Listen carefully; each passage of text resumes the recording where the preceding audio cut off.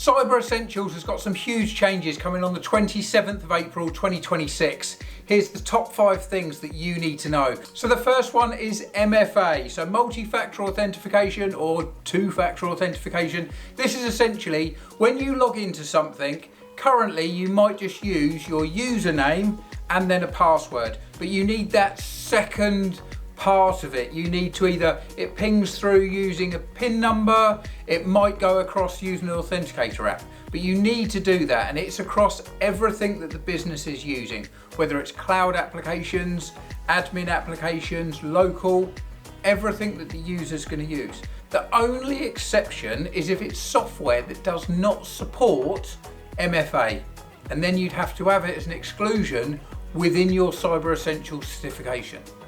The second is scopes.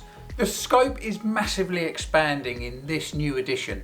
You're going to need to explain exactly why any part of the process of using computers and the cybersecurity is out of restriction within Cyber Essentials. Now, when we say restriction, that means that you need to justify that you're using the product, whether it's hardware, software, correctly. If you're not, you need to make sure that you're completing the scoping accurately to explain exactly why you're out of scope for each individual element. Number 3 is cloud services must be included within the scope. Now, previously, you could essentially mitigate any of the liability by saying, we don't manage it.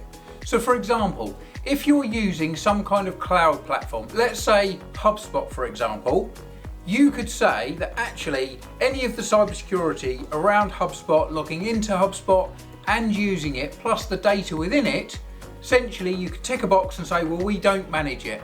Whether it's being managed by the absolute provider, which is HubSpot, or you're using a third party, you can effectively shift the liability over to them. Now, if you want to do that, you're going to have to explain exactly why. Number 4 is you're going to have to do the fixes.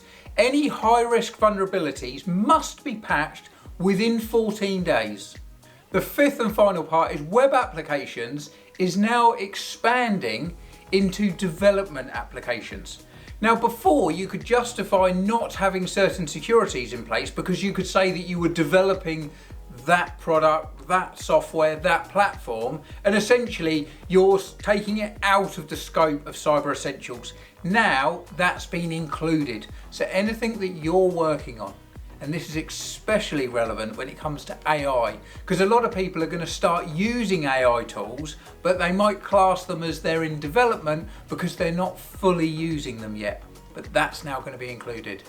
So if you need help preparing your existing Cyber Essentials for the changes that are happening at the end of April 2026, or you're completely new and want Cyber Essentials certification, then Syn-Star can help. And we don't just do the certification, we can help you with every element of your IT and cybersecurity to make sure that you not only pass Cyber Essentials, but you're well within the scope, and we'll continually keep you up to date. So please click the link below to find out more.